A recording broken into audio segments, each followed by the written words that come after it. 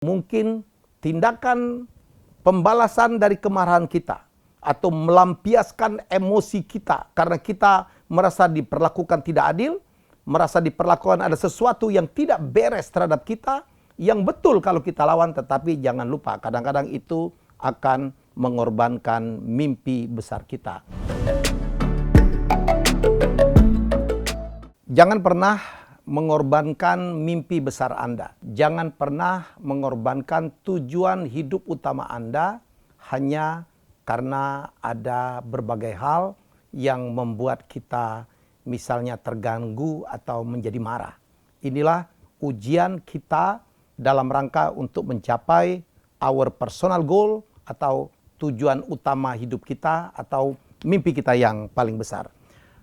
Quote ini saya ambil dari seorang pelatih berkulit hitam yang sangat saya hormati, sangat saya idolakan, yaitu Glenn Rivers, yang juga sering disebut sebagai atau dipanggil sebagai Doc Rivers. Dia dulu bermain di klub NBA Los Angeles Clippers, sangat luar biasa, dan juga beberapa kali pindah, dan kemudian dia menjadi coach, ya, menjadi pelatih NBA. Tidak banyak pelatih berkulit hitam NBA, dan dia pernah sukses mengantarkan juara ya Boston Celtics, satu klub NBA yang punya tradisi juara yang sangat banyak. Dan saya akan cerita tentang quote tadi, jangan mengorbankan mimpi besarmu.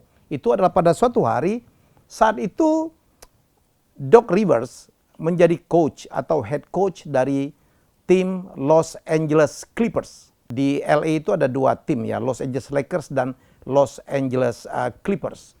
Dan pada saat itu playoff melawan Golden State Warriors, game keempat. Dan tiba-tiba Glenn Doc Rivers mendengarkan percakapan dari pemilik klubnya, yaitu Don Sterling yang berkulit putih. Bocor itu dialognya karena dia mengatakan kata-kata yang bernada rasis, yaitu bernada melecehkan orang-orang berkulit hitam. Anda bayangkan, tim-tim NBA itu dominan pemain berkulit hitam. Dan Clippers lebih istimewa lagi, ya, dia juga berkulit hitam pelatihnya, jadi Doc Rivers. Dan pada saat itu gempar, karena Amerika itu sangat sensitif, ya, dengan isu-isu rasis. Sekarang pun kita lihat, ya, ada orang kulit hitam disiksa, ditembak oleh polisi berkulit putih, dan itu bisa menjadi riot tuh, bisa menjadi demo besar-besaran yang anarkis kadang-kadang, dan itu terjadi sampai sekarang. Anda bayangkan pada saat itu gempar, dan Presiden Amerika juga waktu itu adalah berkulit hitam. Obama juga melakukan komen atau menyampaikan suatu komen yang juga sangat menyesalkan, bahwa ada seseorang pemilik klub NBA Clippers namanya Don Sterling menyampaikan satu ucapan rasis yang sangat menyakiti orang-orang berkulit hitam. Dan sekali lagi saya tekankan, hampir semua pemain Clippers itu berkulit hitam, dan pelatihnya Doc Rivers adalah berkulit hitam. Semua orang marah, pemain-pemain marah. Mereka sempat akan memutuskan, udah kita tidak perlu main, ya. Dan Glenn Doc Rivers menghadapi sebuah dilema. Kalau dia mengikuti sensitifnya atau sentimentalnya sebagai orang berkulit hitam, dia pun juga harus marah dan udah, saya tidak mau lagi menjadi pelatih dan saya mundur. Tetapi ya, dia melakukan banyak sekali perenungan.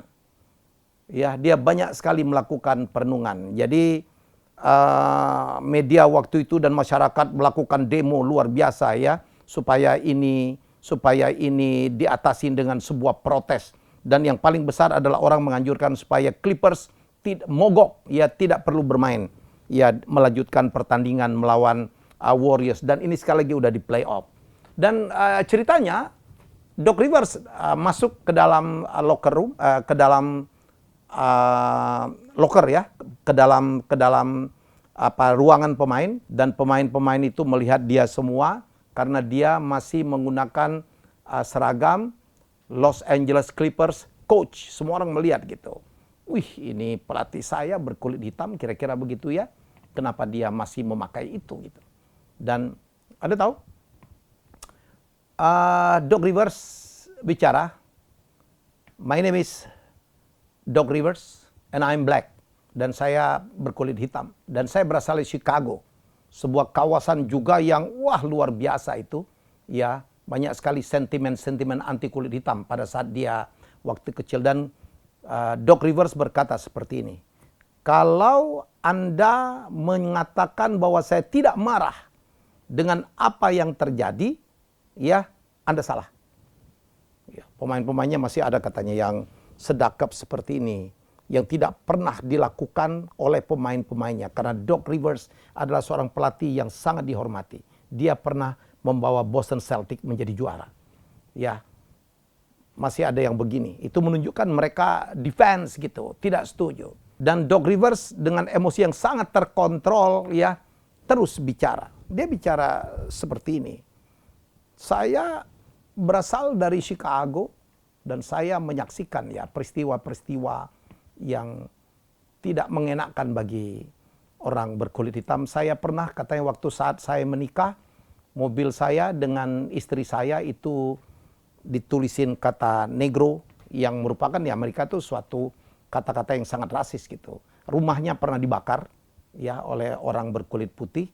Jadi kalau Anda pikir saya tidak marah dengan kejadian yang dilakukan oleh sang pemilik klub ini, Anda salah. Tetapi saya ingat betul, waktu saya kecil," dia bilang, "di belakang rumah saya ada sebuah lapangan basket.